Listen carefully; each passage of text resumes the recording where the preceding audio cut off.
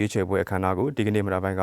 ဆမ်ဆိုင်ကားရက်ွက်ရှိနဂါးနှကောင်ကျောင်းမှာကျင်းပပြုလုပ်ပါတယ်။ပထမဦးစွာနမောတတ၃ကျင်းရေးဆွေဖျားရှိခိုး၍အခမ်းအနားအားဖွင့်လှစ်ပြီးကြီးကြပ်ရေးဥက္ကဋ္ဌဆရာတော်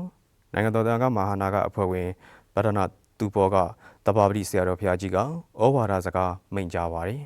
။အဲဒီနောက်ကျိုင်းတုံမြို့နယ်နဲ့တာချီလိတ်မြို့နယ်တို့မှာလက်လက်သွားတယ်။တန်ခါသမုဒိယတန်ခါကိုယ်စားလှယ်ဆရာတော်များနေရာအတွက်သက်ဆိုင်ရာမြို့နယ်ဆရာတော်များကအဆိုပြုလွှာနဲ့ထောက်ခံလွှာများတင်သွင်းပြီး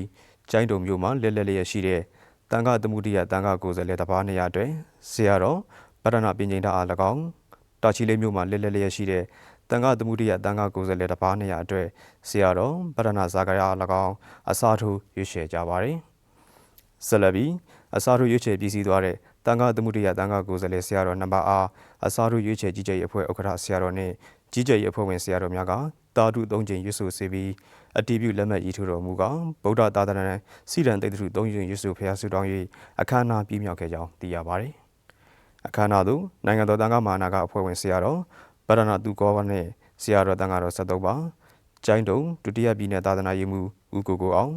ခရိုင်သာသနာရေးမှူးဦးထိန်လင်းအောင်မြို့နယ်သာသနာရေးမှူးဒေါ်အေးတန်နာကျော်ရွှေရကုံကောဘကဥက္ကဋ္ဌဆရာတော်